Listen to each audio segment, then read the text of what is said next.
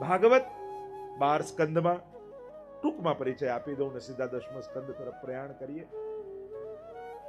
12 સ્કંદ સાક્ષાત શ્રીનાથજી બાબાનું વાંગમય સ્વરૂપ આપણે માનીએ છીએ ભાગવતજી. વાંગમય એટલે વાણીમય, શબ્દમય. એટલે જ ભાગવતજીને વાંચવાની મહત્તા નથી, ભાગવતજીને સાંભળવાની મહત્તા. જો અત્યારે આપણી ભક્તિ છે ને બે સ્થાનમાં રોકાય. એક, અમે તો ક્યાંય જઈએ નહીં, ઘરે જ વાંચી લઈએ. અને બીજું, અમે તો જઈને એકવાર દર્શન કરી આવીએ એટલે અમારું તો બધું આવી જાય. નવધા ભક્તિમાં નથી વાંચન ભક્તિ, નથી દર્શન ભક્તિ. તમે નવધા ભક્તિ જુઓ તો શ્રવણમ કીર્તનમ વિષ્ણોઃ સ્મરણમ પાદ સેવનમ અર્ચનમ વંદનમ દાસ્યમ સખ્યમ આત્મનિવેદનમ. નવધા ભક્તિમાં નથી દર્શન ભક્તિ આવતી, નથી વાંચન ભક્તિ આવતી, શ્રવણ ભક્તિ છે. પહેલી જ ભક્તિ છે શ્રવણ, સાંભળો. શ્રવણમ એ બહુ વિશેષ કળા બતાવવામાં આવી છે. સાંભળવું પણ એક કળા છે. જો અત્યારના સમયની સૌથી મોટી વિપદા કઈ, બધાના મોઢે એક જ ફરિયાદ તમે સાંભળશો, અમારું કોઈ સાંભળતું નથી. એક ભાઈ બીજા ભાઈને કે, દીકરા પિતાને કે, પિતા એના દીકરાને કે, પતિ પત્નીમાં તો કહેવા જેવું જ નથી. આડોશી પાડોશીને કે, એક દેશ બીજા દેશને કે અમારું કોઈ સાંભળ. તો જ્યારે એવો સમય ચાલી રહ્યો છે કે જ્યાં કોઈનું સાંભળવા તૈયાર નથી, એવા સમયે 3-3 કલાક તમે મને સાંભળવા તૈયાર થયા છો, એ મારું સૌભાગ્ય છે. તમે ભાગવત સાંભળવા તૈયાર થયા છો, આ તમારી સમજણ બતાવે છે. નબળું પસંદ કરો ને એ પણ તમારી સમજણ બતાવે, અને ઉત્તમ પસંદ કરો ને એ પણ તમારી સમજણ બતાવે. ભણેલા ગમે તેટલા હો, પણ જો સમજદાર નથી ને તો ભણતર પણ બહુ લાંબુ કામ નથી આવવાનું. હા, પૈસા કમાવા કદાચ કામ લાગી શકે, જીવનનું એક પાસું છે, બરાબર છે. પણ જીવનની સફળતા ચેક કરવા માટે પાસબુક ખોલીને ન જોતા. લોકો સફળતા પાસબુકમાં ચેક, આ જીવનનું એક પાસું છે, એનાથી ઘણું બધું થઈ શકે છે, વાંધો નથી. પણ જીવનની સફળતા જોવા માટે સ્વજનોના ચહેરા પર વાંચજો કે તમે સફળ છો કે નહીં. જો ત્યાં તમે ફેલ છો, કારણ કે આપણને ભણવામાં 7 વાર શીખવાડે, 8મો વાર ન શીખવાડે સ્કૂલમાં. સોમવાર, મંગળવાર, બુધવાર, ગુરુવાર, શુક્રવાર, શનિવાર, રવિવાર, પણ 8મો વાર છે પરિવાર. અને એ વારને ભૂલી જશો ને તો 7 વાર નકામા જશો. જીવનની સફળતા સ્વજનોના ચહેરા પર હોય છે, અને ત્યાં જો આપણે નિષ્ફળ થયા ને તો સફળ કેમ માની શકાય?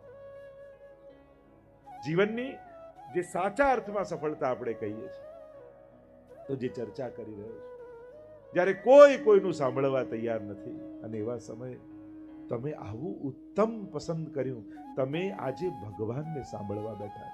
ભાગવત એટલે ભગવાન. ભાગવતનો અર્થ શું થાય? ભગવતા પ્રોક્તમ ભાગવતમ. જે ભગવાને કહ્યું એ ભાગવત. આજ સુધી જ્યારે પણ પ્રભુ પાસે ગયા, ભગવાનને સંભળાવ્યું જ છે, ક્યારે ભગવાનનું સાંભળ્યું નથી. આપણે જો ને જ્યારે ગયા, પ્રભુ આને જોબ નથી મળતી, આને બીમાર રહે છે, આને લગ્ન નથી થતા, આનું આ નથી થતું, ઓલવેઝ જ્યારે ભગવાન પાસે ગયા ત્યારે આપણે જ બોલ્યા છે. ક્યારે એમ નથી કહ્યું કે પ્રભુ આજે તમે બોલો ને હું સાંભળું. જો ભગવાનને જોવા, ભગવાનને મળવું અને ભગવાનને મેળવવું, આ ત્રણેય જુદી વસ્તુ છે. ભાગવત તમને 3 પ્રકારના ભક્તોનો પરિચય. ઘણાએ ભગવાનને જોયા, ઘણા ભગવાનને મળ્યા, અને ઘણાએ ભગવાનને મેળવ્યા. ભાગવતમાં 3 પ્રકારના ભક્તો જોવા મળે છે. ભગવાનને જતા જોયા છે, સ્વજનો અને દુર્જનો બધા જ ભગવાનને મળ્યા છે. ભગવાન મળી જવા એ કોઈ ભક્તિ માર્ગની મોટી ઘટના નથી. જો ભગવાન મળવા બધું હોત ને, એટલે જેને પૂછો શેના માટે ભગવાન મેળવવા, ભગવાન મેળવવા, ભગવાન. અરે ભગવાન મેળવવા કાંઈ કરવાનું નથી. કારણ કે ભગવાન મળવા જ બધું હોત ને તો દુર્યોધનને પણ આનંદ આવ્યો હોત, દુશાસનને પણ આનંદ આવ્યો હોત, કંસને પણ આનંદ આવ્યો હોત, રાવણને પણ આનંદ આવ્યો હોત. કારણ કે આ બધાને ભગવાન મળ્યા હતા. ભગવાન મળવા એ ભક્તિ માર્ગનું લક્ષ્ય નથી, ભાવ મળવો એ ભક્તિ માર્ગનું લક્ષ્ય છે. કારણ કે ભગવાન મળવા બધું હોત તો કંસ અને રાવણને પણ આનંદ થવો જોઈએ. એમને તો દ્વેષ થયો. શિશુપાલને તો ગાળો યાદ આવી, કારણ કે ભાવ નહોતો એટલે મળેલા ભગવાન પણ આનંદ ન આપી શકે. ભક્તિ માર્ગમાં માળા ફેરવો, પાઠ કરો, સેવા કરો, ભગવાન મેળવવા નહીં, હંમેશા એમ કરજો ભાવ મેળવવા. જો કંઈક નાનકડો નિયમ રાખજો જેનાથી તમારો ભાવની વેલને પાણી મળતું રહે. તમારી શ્રદ્ધા કોઈ વેળ ઉગાડી એટલે લાકડી રોપીએ ને આપણે અને વેળને બાંધી દઈએ, એટલે જે સમજદાર નથી નાદા એને હમણાં તો કુમળી વેળ ઉગી એને બાંધી દીધી.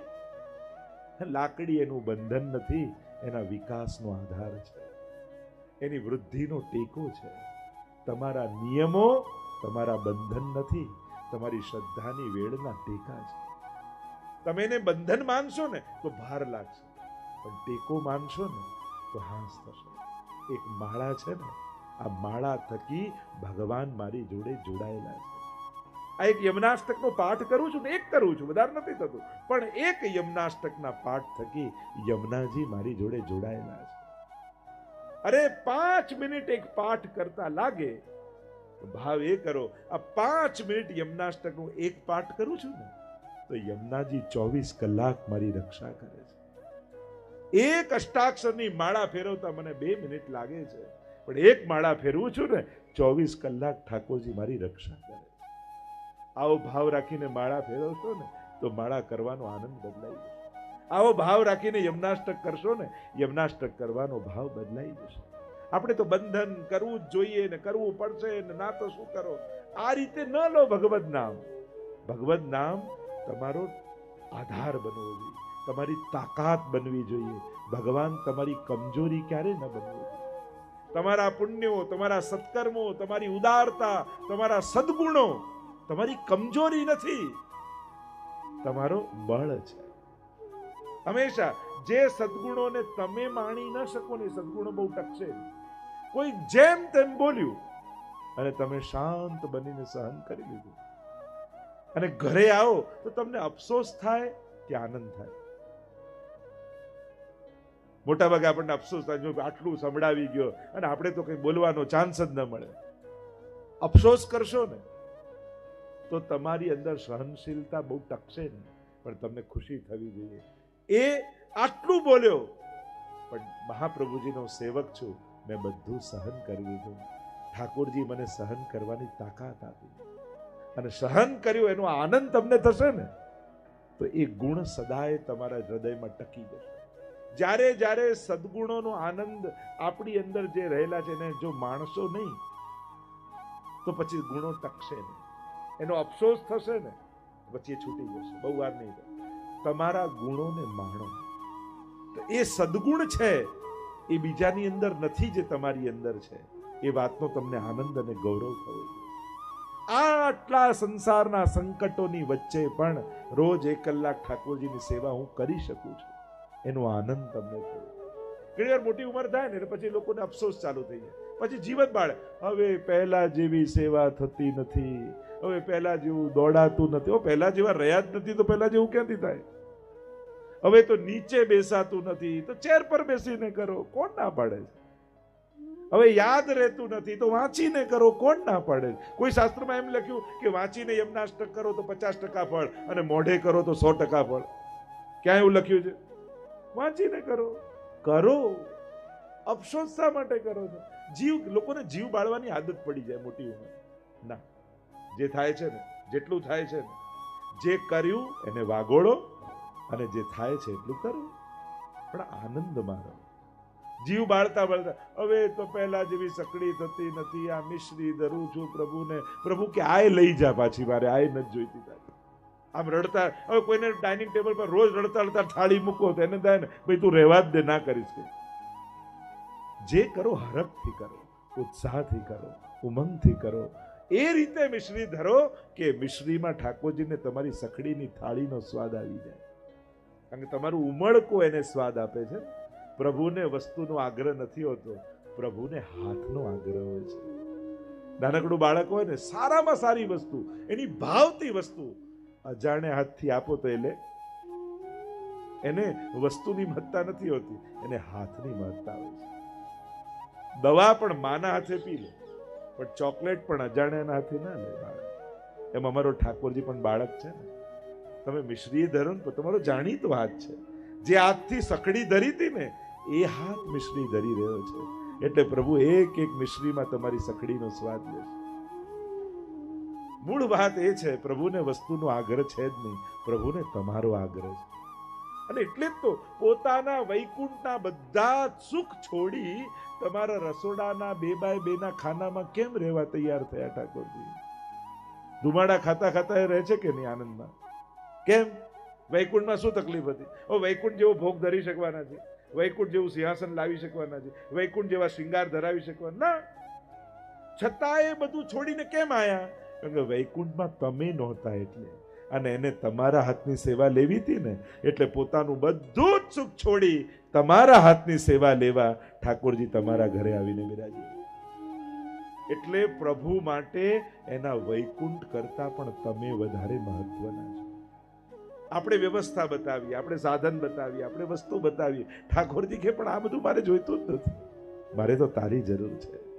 કૃષ્ણ ચરિત્ર આપણને એ જ તો શીખવાડે છે ને, પ્રભુ તમને પ્રેમ કરે, તમારી વસ્તુ કે વ્યવસ્થાને નહીં. વ્યવસ્થાની એને કોઈ કમી નથી, એને કમી તમારી લાગે છે. એને તમારા હાથે આરોગવું છે, એને તમારા હાથે સ્નાન કરવું છે. યમુના જળમાં કેસર ઘોળે સ્નાન કરાવું શ્યામના. યમુના જળમાં કેસર ઘોળે સ્નાન કરાવું શ્યામ. જ્યારે ઠાકોરજીને મંગળ ભોગ સરાવી અને સ્નાન કરાવવા માટે તમે ગોદમાં લો લાલનને, અને ત્યારે જે હરખાતા હોય ત્યારે એના આનંદનો પાર ન હોય. કારણ કે એ સમયે ફલાણા બેન કે ફલાણા ભાઈ પ્રભુને નથી દેખાતા, એને ખોળો યશોદાનો ખોળો લાગે કે આજે જાણે ફરી યશોદાએ મને ગોદમાં લીધો છે, એવો આનંદ ઠાકોરજીને થાય છે. તો કૃષ્ણ ચરિત્રનું આજ માધુર્ય છે. કૃષ્ણ કેવો છે આ ચરિત્રમાં, આ 10મ સ્કંદમાં? ભક્તાભિલાષા ચરિતાનુસાર. કેવું ચરિત્ર છે? દુગ્ધારી ચૌરેણ યશો વિસારી કુમારિતાનંદિત ઘોષનારી મમ પ્રભુ શ્રી ગિરિરાજધારી. કૃષ્ણ ચરિત્રનું માધુર્ય શેમાં છે? 10મ સ્કંદની લીલાની મહત્તા એ જ છે, આ વ્રજ લીલાની. અહીંયા પ્રભુ પોતાનું મહાત્મ્ય પ્રગટ નહીં કરે, પોતાના માધુર્યને પ્રગટાવશે. પ્રભુ કેવા ચરિત્ર વાળા છે? ભક્તાભિલાષા ચરિતાનુસાર. ભક્તોની અભિલાષા અનુસાર ચરિત્ર કરવા વાળા. પ્રભુની પોતાની કોઈ ઈચ્છા છે જ નહીં, ભક્તની જે ઈચ્છા છે એ જ ભગવાનની ઈચ્છા છે. એટલે ઘણીવાર લોકોને શંકા થાય કે આમાં કઈ સમજ નથી પડતી. ઘણા એમ કે છે કે આખા દુનિયાને, આખા વિશ્વને ભગવાન જમાડે છે, અને ઘણા એમ કે ના, ઠાકોરજીને ભોગ ધરો. અરે આખી દુનિયાને ઉઠાડે છે ઈશ્વર. કોઈ કે ના, લાલનને જગાવો, મંગળા કરાવો. સાચું શું? એ ખવડાવે છે કે આપણે ને ભોજન કરાવવાનું છે? તો કે બંને સાચું છે. એ કણકણમાં છે એ સાચું, એ તમારી અંદર છે એ સાચું, કે તમે જેની સેવા કરો એ સાચું? તો કે ત્રણેય સાચું છે. તો આપણે શું કરવું? ગીતાજીમાં ભગવાને કહ્યું, યે યથામામ પ્રપદ્યન્તે તાંસ થૈવ ભજામ્યહમ. જે જે રીતે મને ભજે છે, હું પણ એને એ રીતે ભજું છું. તમે જો જ્ઞાન માર્ગ પ્રમાણે વિચાર કરો કે બધાને જમાડનારો એ છે, તો એને ભૂખ નથી લાગતી. પણ તમે ભક્તિ માર્ગ પ્રમાણે યશોદાનો ભાવ રાખીને કહો, મારા લાલનને ભૂખ લાગી હશે, ક્યારનો ગાય ચરાવવા ગયો હતો, સાંજ પડીને હવે આવ્યો, લાવ જલ્દી જલ્દી ઠાકોરજીને ભોગ ધરો. તો ઠાકોરજીને કકડીને ભૂખ લાગે, કારણ કે તમારો ભાવ યશોદાનો. જે ભાવ લઈને પ્રભુ આગળ જશો ને, પ્રભુ એવા ભાવે તમને મળશે. અરે ત્યાં સુધી કહ્યું, વેર ભાવે જશો તો એ યુદ્ધ કરવા તૈયાર થશે, કારણ કે એને લડવું જ છે, તો ચાલ લડી લઈએ. તને પ્રેમ કરવો છે તો ચાલ પ્રેમ કરી લઈએ, તને રાસ કરવો છે તો ચાલ રાસ કરી લઈએ, તને ખોળામાં રમાડવો છે તો હું બાળક બનીને તારા ખોળામાં ચડી જાઉં. ભગવાન કૃષ્ણ એવો છે જે ક્યારેય કોઈને નિરાશ નથી કરતો. જે ભાવ લઈને આ તો અદ્ભુત ચરિત્ર છે. એટલે જ દશમ સ્કંદની શરૂઆતમાં જ પરીક્ષિત મહારાજે શું કહ્યું? શરૂઆત થઈ દશમ સ્કંદ. કથિતો વંશ વિસ્તારો ભવતા સોમ સૂર્યયો રાજ્યામ ચોભયવંશાનાં ચરિતમ પરમાદ્ભુતમ. ચરિતમ પરમાદ્ભુતમ. એ પરમ અદ્ભુત ચરિત્રને ગુરુદેવ મને સંભળાવો. વિસ્તાર, સંક્ષિપ્તમાં નહીં, વિસ્તાર. અદ્ભુત ચરિત્ર. કેવા ચરિત્ર? અદ્ભુતતા શું છે? યમનાષ્ટકમાં પણ કહીએ છીએ ને, તવ ચરિત્ર મત્યદ્ભુતમ. યમનાજીનું ચરિત્ર કેવું છે? અતિ અદ્ભુત. તો અદ્ભુતતા શું છે? તો કે અજાણે અધર્મી નાહી ગયો તોય માએ કર્યો ઉદ્ધાર. યમુનાજી કેવા છે? કોઈ કેવલ રસ્તામાં જતો મુસાફર સવાર પડીને સ્નાન કરવા જોઈએ એમ વિચાર કરી, યા તરસ લાગી તો જલ પીવું છે એવો વિચાર કરી બાજુમાં વહેતા યમુનાજીમાં ડૂબકી લગાવે ને, એણે તો જલ માનીને ડૂબકી લગાવી છે, પણ યમુનાજી તો એવો વિચાર કરે કે મારા ભક્તે મારામાં ડૂબકી લગાવી, એને હવે જીવનમાં ક્યારેય યમયાતના નહીં ભોગવવા દે. માએ કર્યો ઉદ્ધાર, માએનો ઉદ્ધાર કરી દે. તમે પાણી પીને જલ પ્યાસ બુજાવવા માટે જલ પીઓ યમુનાજીનું, પણ યમુનાજી તમને જલ ન પીવડાવે. એ તો ન જાતું યમયાતના ભવતિ તે પય પાનત. એ તો પોતાના વક્ષસ્થળનું દૂધ તમને પીવડાવે. આ યમુનાજીની અદ્ભુતતા. આવનારો ભક્ત મહાત્મને જાણતો નથી, પણ સ્વીકાર કરનારો ભગવાન પોતાના મહાત્મ્ય સાથે એના પર કૃપા કરે. એ જ એના ચરિત્રની અદ્ભુતતા છે. એટલે અદ્ભુતતાની વ્યાખ્યા શાસ્ત્રોમાં એ કરી, અસાધનમ સાધનમ કરોતિ ઇતિ અદ્ભુતમ. અસાધનને પણ સાધન માનીને કૃપા કરે, એ જ ભગવાનના ચરિત્રની અદ્ભુતતા. તો કે અસાધનને સાધન શું? જ્યારે ગોપીઓ દોડીને રાસ માટે ભગવાન પાસે, ત્યારે પરીક્ષિત મહારાજે પ્રશ્ન કરી દીધો, અરે ગુરુદેવ, આ તો પ્રેમ ભાવથી ભગવાન તરફ જઈ રહી છે, છતાંય ભગવાને એમનો ઉદ્ધાર કર્યો, આવું કેમ? સુખદેવજીએ કહ્યું, કયા ભાવે દોડે છે એ ન જોઈશ, કોની તરફ દોડે છે એ જો. ભગવાન તો પારસમણી છે, સ્પર્શ કરતા જ સોનું બનાવી દેશે. કામમ ક્રોધમ ભયમ સ્નેહમ ऐक्यम सौहृदमेव च नित्यम हरौ विदधतो यान्ति तन्मयताम हिते. सुखदेव जी कहने लगे, कोई भी भाव से भगवान की तरफ दौड़ो, कामम क्रोधम भयम स्नेहम ऐक्यम, भगवान तो उद्धार ज करे. क्रोधम, शिशुपाल ने क्रोध આવ્યો, 100 ગાળો ભગવાનને આપી, એટલો ગુસ્સો આવ્યો, અને ભગવાને વિચાર કર્યો, અરે શિશુપાલ, તે મને 100 વાર યાદ કર્યો, લાવ તારો ઉદ્ધાર કરી દે. અદ્ભુતતા. ક્યારે સાંભળ્યું કે ગાળો બોલવાથી ભગવાન ઉદ્ધાર કરે? શિશુપાલે તો 100 ગાળો બોલીને ભગવાને ઉદ્ધાર કર્યો. ભયમ, ભય કોઈ ભગવત પ્રાપ્તિનું, ભગવત ઉદ્ધારનું સાધન હોય? કંસને એવો ભય લાગ્યો કે કૃષ્ણ આવશે, કૃષ્ણ આવશે.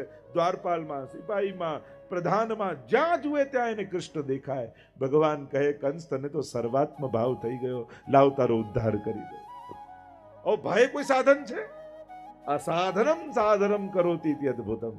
આ કૃષ્ણ ચરિત્રની અદ્ભુતતા આપણે ગાવાની છે.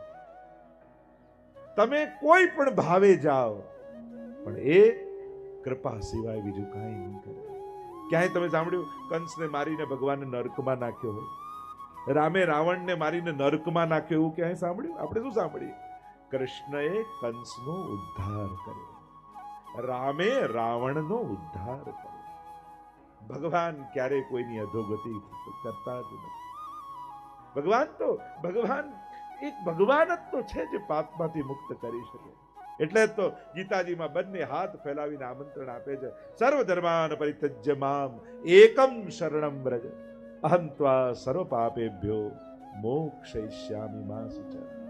સજા આપે ભગવાન નહીં, ક્ષમા આપે ભગવાન છે. ભગવાનને સજા આપવામાં રસ નથી, એને ક્ષમા આપવામાં. એટલે તો છેલ્લી શ્વાસ સુધી ભગવાન મોકો આપે છે માણસ, છેલ્લી શ્વાસ સુધી. હજી મારું નામ લઈ લે, છેલ્લી શ્વાસે મને બોલાવી લે. દુનિયાના માણસને પહેલા આમંત્રણ આપવા જાવ તો હવે તમારા બહુ જ નજીકના સગા હોય અને આખા ગામને આમંત્રણ આપી દીધું હોય અને એ જ ભૂલાઈ જાય તમને અને છેલ્લી રાત્રે યાદ આવે, અરે અમને તો કંકોત્રી રહી ગઈ, અને દોડતા દોડતા છેલ્લી રાતે એમને કાલે લગ્ન છે આવજો, પેલો કે હવે યાદ આવીએ છે. બધાના ફોન આવે છે, ક્યારે જવાના છો, ક્યારે જવાના છો, અને બધાને કંકોત્રી આવે, અમે જ ભૂલી જાઓ નહીં આવીએ. માણસ ના આવે. અને ગજેન્દ્ર બધાને બોલાવે છે છેલ્લી શ્વાસે, હે હરી પુકાર કરે, અને જેને છેલ્લે બોલાવ્યો એ પહેલો આવીને ઉભો રહે. એ જ પરમાત્મા છે. છેલ્લી શ્વાસ સુધી તક આપે છે પરમાત્મા. એ પછી એમ નથી કરતું તારા આટલા વર્ષની સાધના નથી, આટલા મંત્રો તારા પૂરા નથી થયા, આટલી માળા તારી પૂરી નથી થઈ, છેલ્લી ઘડીએ પણ બોલાવ્યો ને મને યાદ કર્યો ને, હું તારી અધોગતિ નહીં થવા દઉં. અંતકાલે તું મામેવ, છેલ્લી ઘડીએ પણ જે પોતાના પ્રભુને યાદ કરીને દેહ મૂકે ને, ભગવાન એની અધોગતિ ન થવા દે. એવો આ કૃષ્ણ પરમાત્મા છે, જેની શરણે આપણે ભેગા થયા છે, જેને સાંભળવા આપણે ભેગા થયા છે, જેને સંસારના સમાધાન રૂપે આપણે પસંદ કર્યો છે. આપણે કૃષ્ણને પસંદ કર્યો છે. આ જન્મ મરણના ચક્કરમાંથી છૂટવા માટે એવો આશ્રય કૃષ્ણનો પસંદ કર્યો. કૃષ્ણ એવ ગતિર મમ. શ્રી પ્રભુને પ્યારા શ્રી યમુનાજીના લાડીલા એવા રસિક સત્સંગી વૈષ્ણવોને જે શ્રીના આ વચનામૃત ગમ્યા હોય તો આ વિડીયોને લાઈક કરજો, શેર કરજો અને કમેન્ટ બોક્સમાં જય શ્રી કૃષ્ણ જરૂર લખજો. અને અમારી ચેનલ શ્રી વલ્લભ સત્સંગને સબસ્ક્રાઈબ કરવાનું ભૂલશો નહીં. સર્વે વહાલા વૈષ્ણવોને